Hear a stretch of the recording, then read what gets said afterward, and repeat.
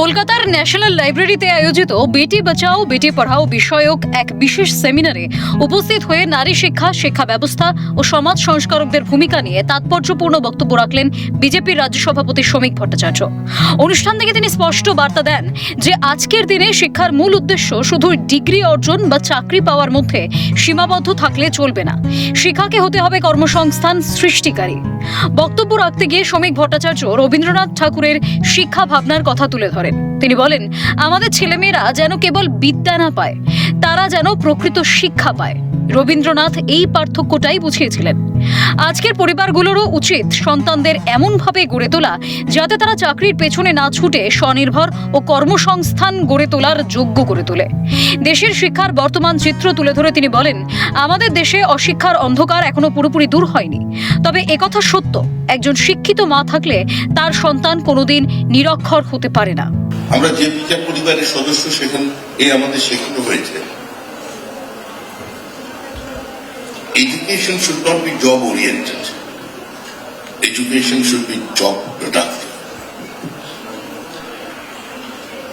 রবীন্দ্রনাথ চিঠিমোহন সেন শাস্ত্রীকে একটি চিঠি লিখেছিলেন। তাকে তিনি লিখছেন, আমাদের ছেলেমেয়েরা যেন বিদ্যা না পায়, তারা যেন শিক্ষা পায়। সমগ্রতার মধ্যে নিজেকে এবং নিজের মধ্যে সমগ্রতাকে খুঁজে পায়। আমাদের দেশে ইলিটারেসি এখনো থেকে গেছে, কিন্তু কোন শিক্ষিত মায়ের ছেলেমেয়েরা কোনোদিন নিরক্ষর হতে পারে। ইতিহাসের প্রসঙ্গ টেনে বিজেপির রাজ্য সভাপতি বলেন, এক সময় সমাজে নারী শিক্ষাকে কার্যত বর্জন করা হয়েছিল।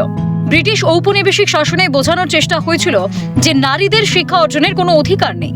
বিদ্যার ক্ষেত্রে নারীদের অস্পৃশ্য করে রাখার সেই অন্ধকার অধ্যায় পেরিয়ে আজ শিক্ষানীতিতে পরিবর্তন এসেছে। একটা সময় ছিল যখন নারী শিক্ষাকে কার্যত বর্জন করে দেওয়া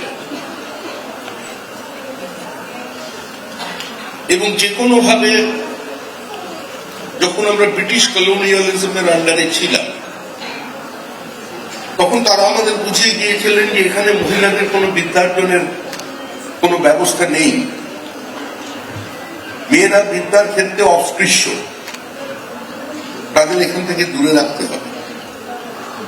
কিন্তু মনে রাখবেন, গুরুগৃহেতেও যারা কন্যা ছিলেন তাদের কিন্তু উপবীত হতো, তারা পৈতে ধারণ করত। তার নাম ছিল মৌঞ্জি বন্ধনা, অর্থাৎ শিক্ষার উপরে প্রত্যেকের অধিকার। নারী শিক্ষার প্রসারে ঈশ্বরচন্দ্র বিদ্যাসাগরের ভূমিকার কথা স্মরণ করেন শ্রমিক ভট্টাচার্য। তিনি বলেন, বিদ্যাসাগর নিজের ব্যক্তিগত খরচে মেয়েদের শিক্ষার জন্য 32টি স্কুল তৈরি করে দিয়ে গেছেন।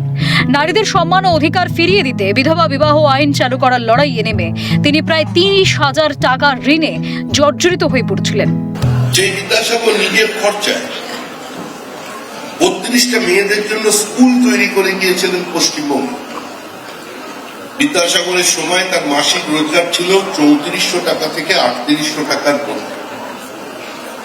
বিদ্যাসাগর বিধবা বিবাহ চালু করেন। এই চালু করতে গিয়ে বিদ্যাসাগরের 30,000 টাকা ঋণ হয়ে গেল। একজন সজ্জন শিক্ষিত ব্যক্তি সেটা দেখতে পেয়ে বলেছিলেন যে সমাজের এই মহৎ কার্য করিতে গিয়ে ঈশ্বরচন্দ্রের 30,000 টাকা কর্জ হইয়াছে।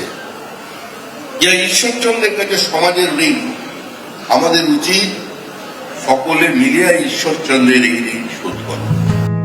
স্বামী বিবেকানন্দ, ঈশ্বরচন্দ্র বিদ্যাসাগরের মতো প্রাতঃস্মরণীয় মনীষীদের আদর্শকে পাথেয় করেই কেন্দ্র সরকারের বেটি বাঁচাও বেটি পড়াও এর মতো যুগান্তকারী কর্মসূচি বাস্তবায়ন করা হচ্ছে। এই সেমিনার থেকে নারী শিক্ষা ও সুরক্ষার বার্তা যেমন পুনর্ব্যক্ত হলো, তেমনি উঠে এলো দেশের সামাজিক পুনর্গঠনে বিদ্যাসাগর বিবেকানন্দের আদর্শের প্রাসঙ্গিকতা। ক্যামেরা জ্যাকি সিং এর সঙ্গে রেশমি দাসের রিপোর্ট, ক্যালকাটা নিউজ।